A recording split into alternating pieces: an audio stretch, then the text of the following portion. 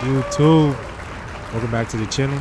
It's your boy Rob Cam, and welcome back to the Rob Cam Show. In this one, we got another reaction video coming at you from Sportskeeda Wrestling and why Randy Orton needs to wrestle Nick Aldis at WrestleMania 41, which I'm all in favor for, because Nick Aldis needs to be a wrestler and not a fucking GM at this point, in my personal opinion. Oh, let me make myself a little smaller because we ain't with the green screen no more. You know what I'm saying? We ain't with the little green screen. Got my little nice room background now. Got a new desk and whatnot. Yeah. Your boy level. Let me stop. As always, make sure y'all go check out Sportskeeda Wrestling. I always say Sportskeeda Wrestling, but Sportskeeda Wrestling. All their info will be in the description below. Of course, subscribe to the kid, subscribe to your boy, the Rob Cam Show, and your boy Rob Cam. You feel me? Leave a like on this video. Let's try to get a like goal about 10 likes if possible. But with that being said, let's get straight into it. Why Randy Orton needs to face Nick Aldis at WrestleMania 41. WWE fans were taken by surprise when Kevin Owens came out and announced that he had to undergo neck surgery, thus missing WrestleMania 41. It's not uncommon for wrestlers to fight through the pain, but it must have been bad enough that he had to be pulled from the WrestleMania card. It was devastating. Kevin Owens get well soon. Just wanted to say that real quick, because WWE fans know how much Kevin Owens puts into his wrestling and just how much he sacrifices his body. One of the side effects of this is that Randy freaking Orton is left without a WrestleMania match. But in the process, did WWE subtly tease a showdown between him and SmackDown general manager Nick Aldis? Okay, so my thoughts about this,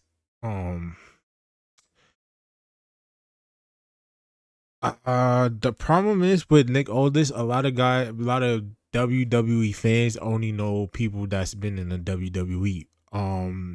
They don't know about New Japan. They might know about AEW. Do they know everybody in AEW? No, they don't know about NWA. They maybe might know about TNA, if so. And all the indie like ROH before Tony Khan brought it, and all those underground, like Lucha Underground, all those underground wrestling promotions, all those indie promotions that a lot of people don't know outside of WWE. So that's the problem with this situation, is that like me personally, when Nick Aldis first came out, I was confused as why he was a general manager, so I had to look up if he was retired or injured or whatever the case may have been at the moment in time. It's just a lot of people say, well, the casual WWE fan or audience, they don't know who Nick Aldis is at all. There's a lot of people that don't know, like, who can I use as an example? Nick Aldis, there's somebody that he always, so I think is WWE. I can't put my finger on it right now. Like, let's say Ray Phoenix, for example. The only reason, well, it's different because AEW did exist, and I think some of the WWE fans do know about AEW. So that's probably a bad example. But let's say AEW didn't exist and they still have Ray Phoenix and Penta. It's kind of the same situation without AEW, to say. If AEW didn't exist and WWE still sound the Lucha Bros, the Lucha Bros probably would be on NXT just to get the audience the feel of who they are and what they bring to the table. I feel like they could have did that with Nick Aldis, but he's such a vet that him being on NXT would have made no sense. But it would kind of, like what AJ Styles said in the past, kind of benefit him, so he understands how the camera angles work, how to operate in a WWE system. But NXT is not like how it used to be, like the indie style, like the black and gold, basically NXT. So it's kind of tough to put all this on, at the time, probably NXT 2.0, which was basically garbage. We all know that shit was garbage. So it's, for him being GM, is basically for the fans that don't know wrestling outside of WWE, unfortunately. So for me personally, I would love to see him in the ring. Obviously, that's not up to me, but it's just the fact that they have to establish him as a character. Now, the problem with him being a GM to me is like, how do you get him to go from GM back to a wrestler? Like that's the problem that I have.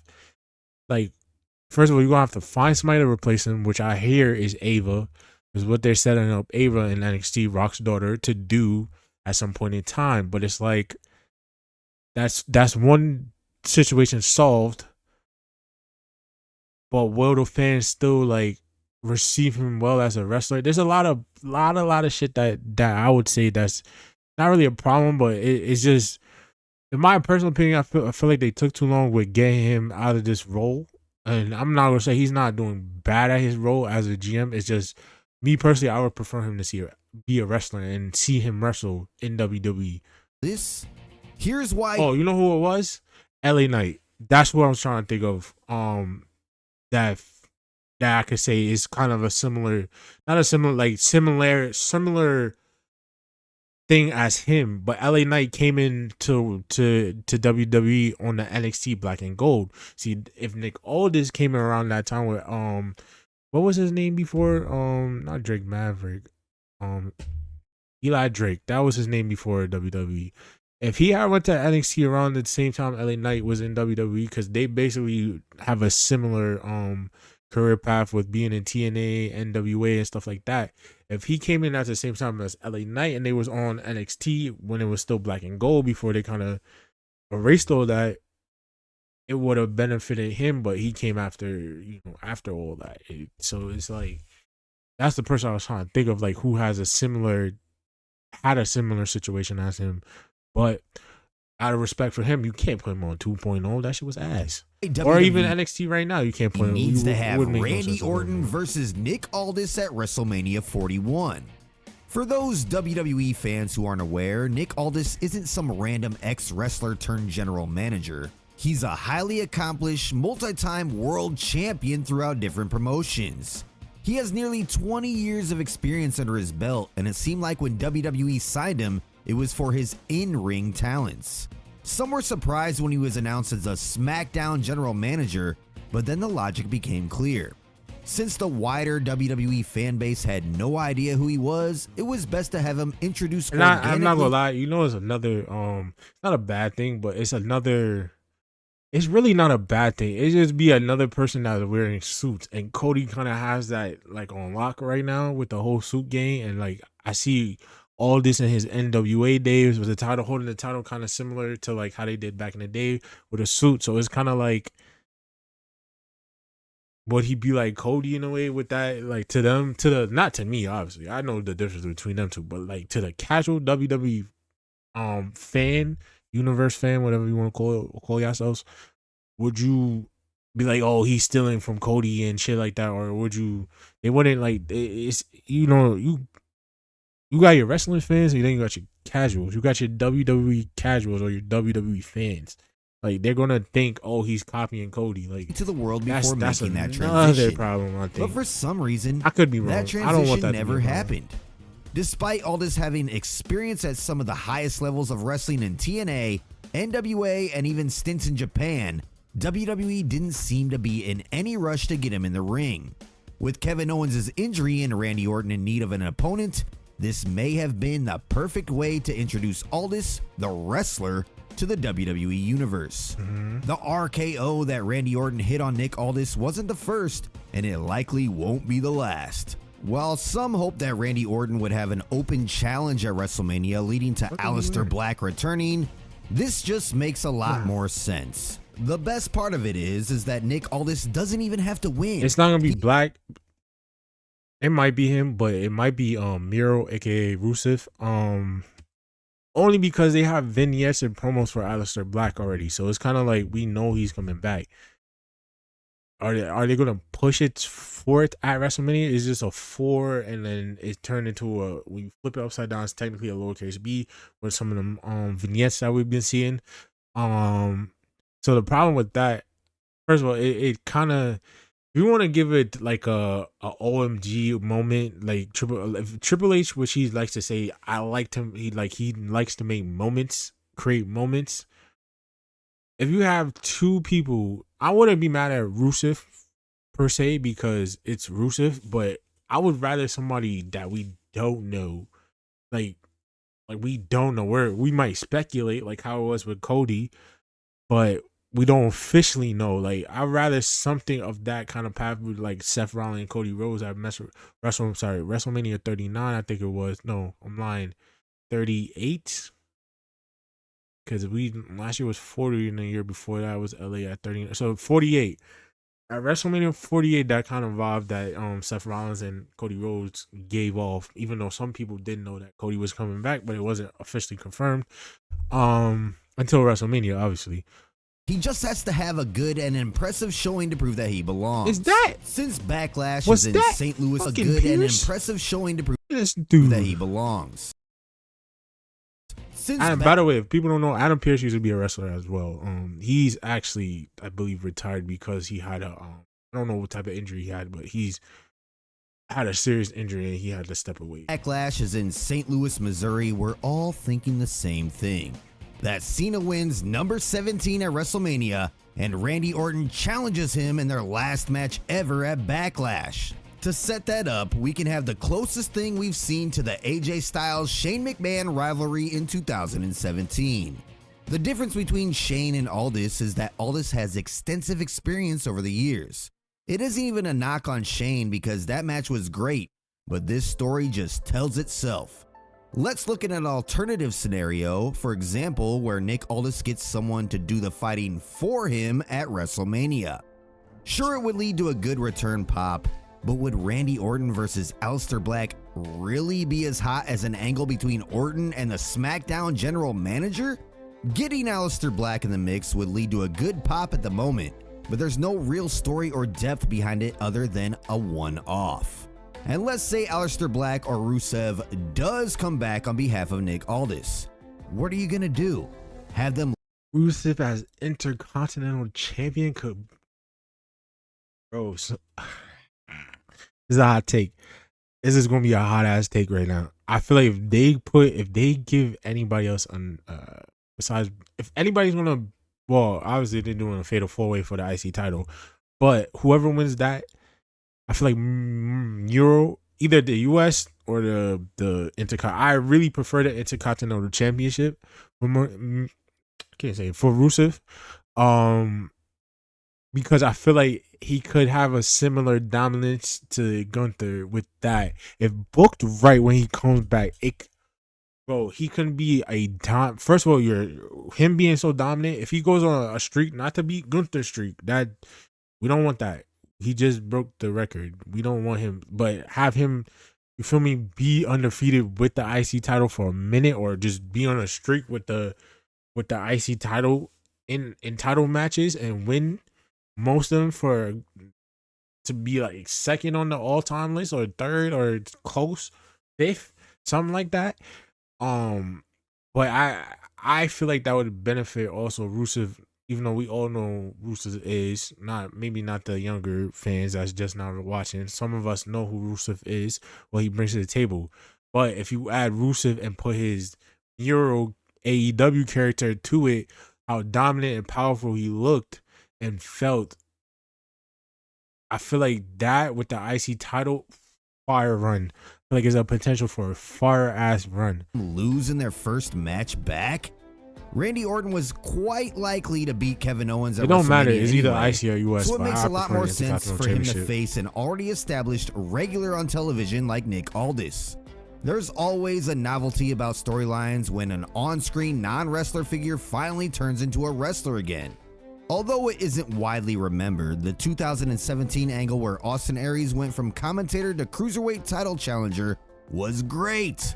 When Cody Rhodes came back as the WrestleMania surprise 3 years ago, it was under completely different circumstances. Right now, what WrestleMania needs is a good and exciting story. Although there are only really 2 episodes of SmackDown as of this video to build to it, this is a far more effective way to get hype around Randy Orton's WrestleMania match.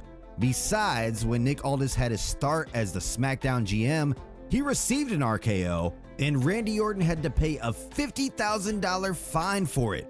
When Aldis got a check for $100,000, Randy Orton told him that the extra $50,000 was for the next time it happened.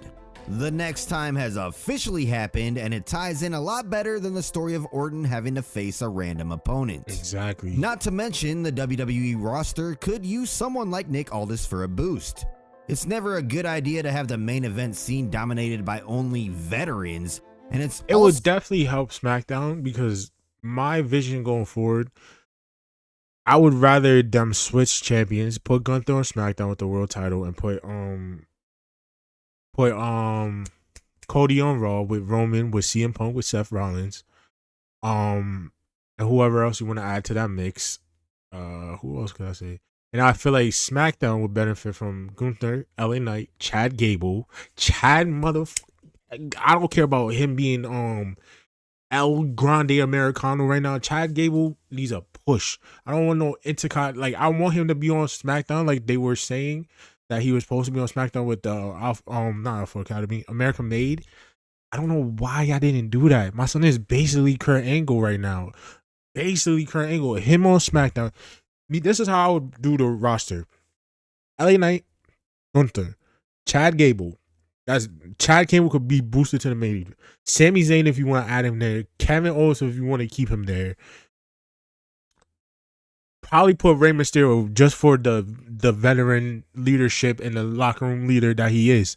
And maybe keep Carmelo Hayes and boost him a little bit, because my son needed a little bit of a push because y'all too focused on Braun, which is, bro, that spear was crazy. So I understand why y'all focus on Braun. I ain't gonna lie, that spear was like, I need a bomb for that spear. Carlito, and shout out to Carlito for selling that spear too. That spear was fire, bro. My son is like, ooh, torpedo. Sorry, I got a little bit off topic, but yeah. And on Raw side, I would do Cody with the WWE Championship. We can't really say Cena because this last year he's a free agent. He's been a free agent for God knows.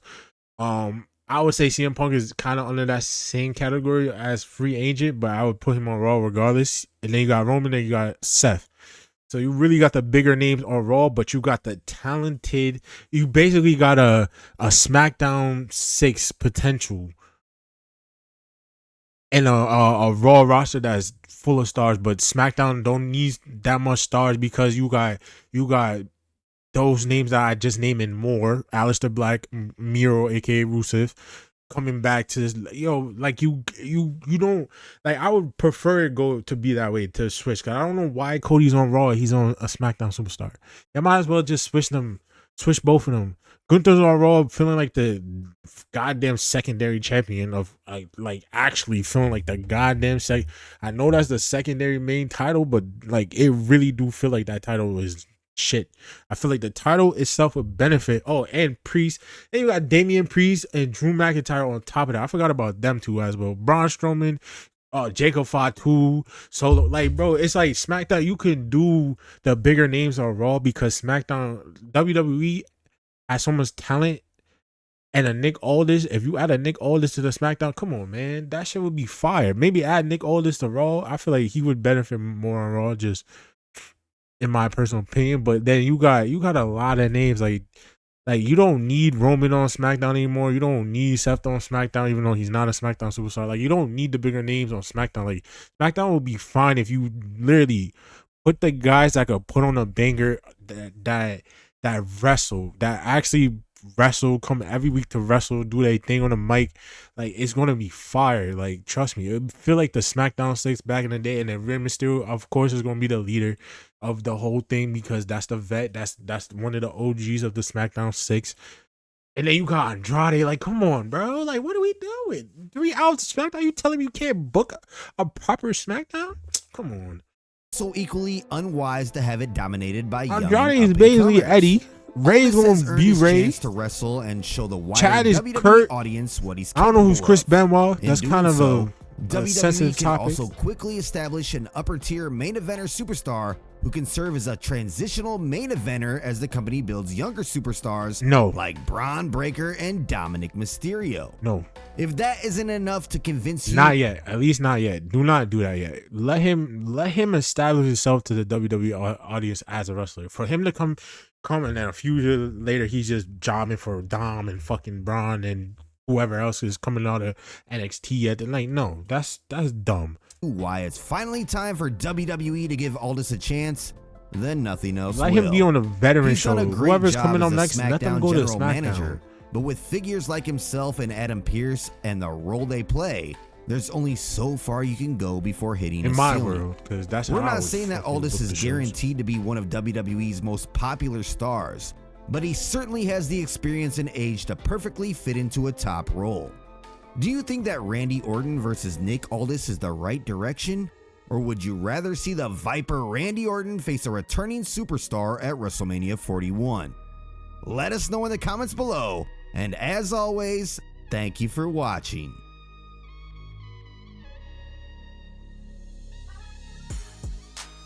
And thank y'all for watching as well. Sorry, I had to send out a text. But yeah, bro, I would love to see Nick Aldis as a wrestler.